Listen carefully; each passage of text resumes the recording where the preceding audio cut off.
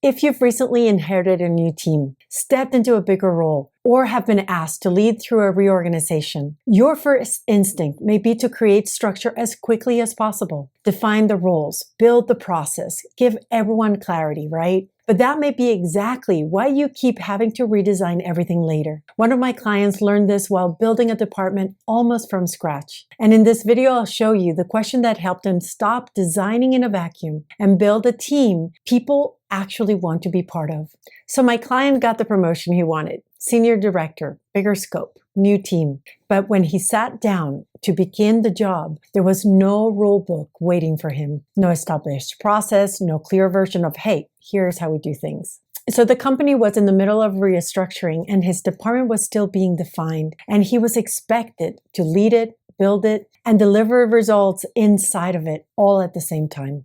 And I've been seeing this a lot lately. Managers and directors are stepping into roles that are still being written. So they have the title, they have people looking into them for direction, but there is no solid ground underneath the role yet.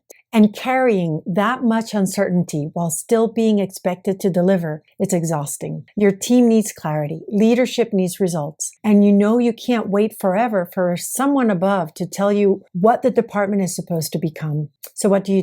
You do as capable leaders are trained to do. You get everybody moving. You define the roles. You map the pipeline. You create the process. You try to give everyone something solid to do because when everything feels uncertain, creating something concrete feels like progress. And I understand that impulse. You're not trying to control people. You're trying to anchor people in some clarity where there is none. But here's the problem. When you design the structure before you understand the people inside it, you are building in a vacuum. You create roles before you know what people actually want to own. You define responsibilities before you understand what they're good at, what they can sustain, and what is quietly burning in them. And then the structure doesn't hold. You end up with a beautifully designed role that nobody quite fits into it. People disengage, responsibility keeps moving, and you spend time fixing and adjusting the system you just created. You built the plane and then asked passengers whether they wanted to fly in it. That was the situation my client was in when we started talking about one of his team members. He could see clear opportunity for this person inside the new department. He was already thinking about what the role could include and how it might fit into the larger structure. So I asked him, what sounds exciting to them about this opportunity? I didn't ask them, do they want the role or are they capable doing it? And surely not, how could we define their responsibilities? What sounds exciting to them about it? And he paused because he didn't actually know. He had made a reasonable assumption. He had inferred what they might want based on their experience and performance. But he had never asked them that question, not that way anyway. And that was the shift. Instead of asking the team member to react to a role he had already designed, he invited them into the design process. Now, when he asked, he learned that they didn't simply want the opportunity. They wanted ownership. They wanted a seat at the table while the role in the department were still being shaped. They didn't want to inherit someone else's finished plan. They wanted to help build it. So the way forward became very clear. My client said, so we're building this together. Your input will shape what this becomes. And they were in. Not just compliant, not just willing to take on more work. Engaged, bought in.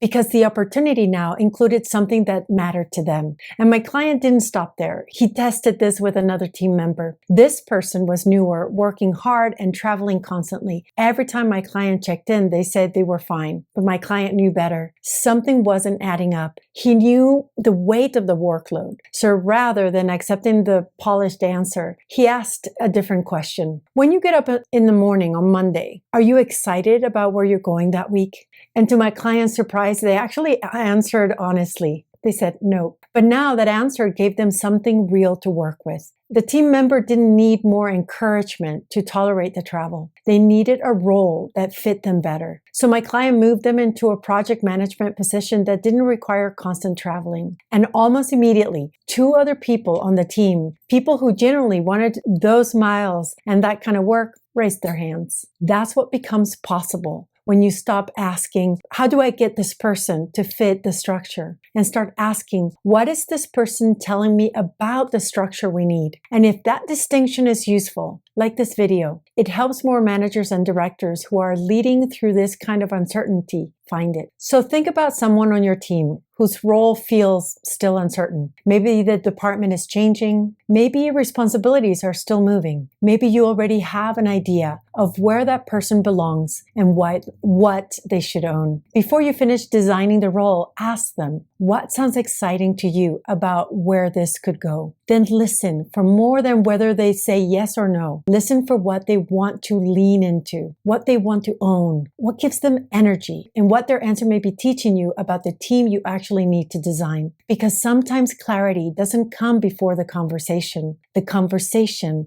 is how you create it.